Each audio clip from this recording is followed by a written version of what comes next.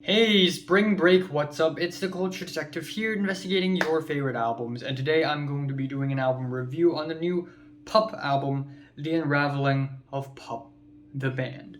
So, I've been meaning to review this album for a long time already, but of course, I never really had a lot of time to do stuff nowadays. But anyways, I have time now because it's spring break and I have no life, so let me just do more reviews.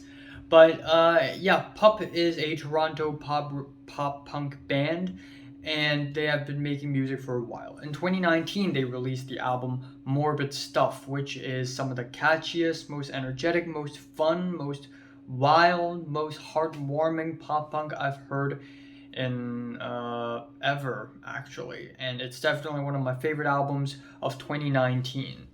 And they have returned this year with the Unraveling of the Band, where this time they take on a slightly different concept where they portray themselves as a huge corporation and how they are slowly breaking down. They are getting worse and worse, and there are management issues. There are many different issues, and this is basically the album. And I actually really like the concept of the band themselves breaking down and having an identity crisis as an album. I think it's a really cool and interesting album concept.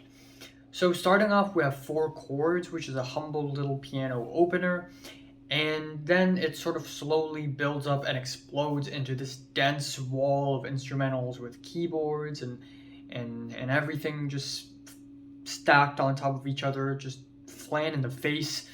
And it's not bad as an album opener. It's kind of like Connor Oberst of Bright Eyes having a mental breakdown. And it's a pretty nice album opener, but I wouldn't say it's all that memorable or anything. But then we have the track Totally Fine, which is totally awesome with crazy riffs, noisy guitars, really anxious and anxiety inducing lyrics. It is catchy, it is whack, and it is so much fun.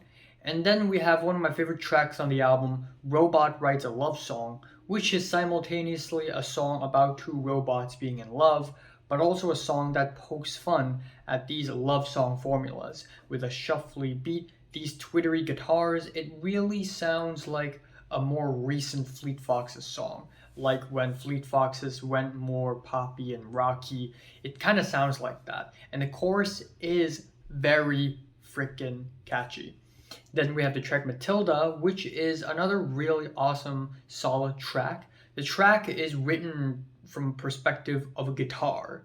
Like the main character of the track is a guitar, which is part of a band with clear issues. And it's not just any band, but PUP the band. And it kind of reflects the progression of PUP the band as well, as with great instrumentals, great guitars, great riffs, and the whole track slaps.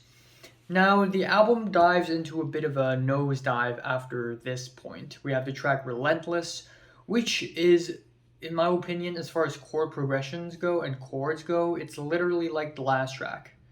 It's literally like Matilda, but slower and sloppier. And it just doesn't sound all that great. It sounds like a downgrade. And then that is followed with 4 chords part 2, 5 chords, which is a 27-second long reprise of the album opener. And I like that this little interlude thing introduces more for the concept of how PUP is just a huge corporation and with management issues, and that's really cool.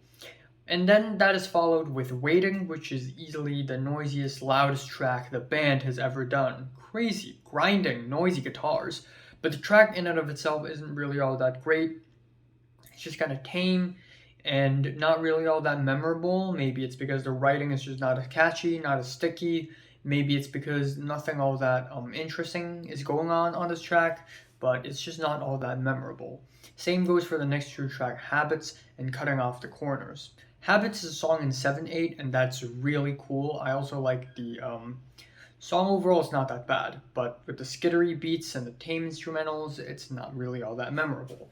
And Cutting Off the Corners is a bit of a sad slow burn with blaring instrumentals, which feels a little bit mismatched tonally.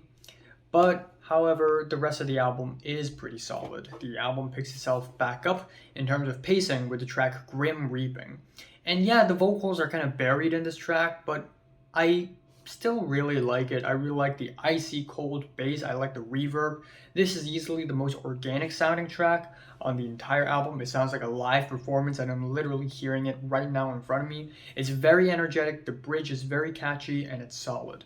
Four chords, part 3, diminishing returns, is a small piano bit, 9 seconds long, nothing all that fancy. And then that is followed with the album ending. PUP the Band Inc.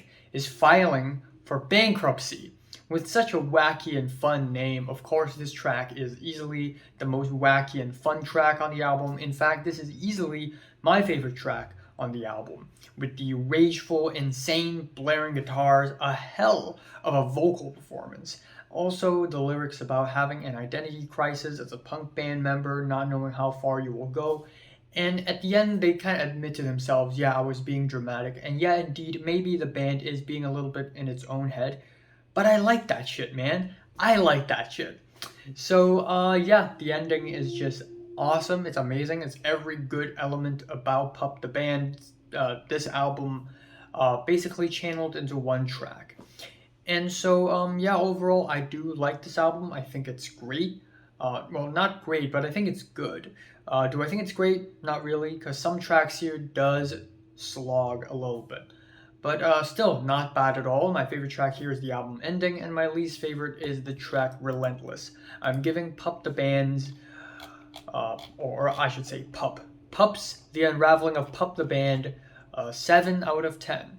So, have you listened to the latest PUP album from 1 to 10, which is rated? Like it, and subscribe if you want more. And thanks for watching. I need to go now. Bye bye.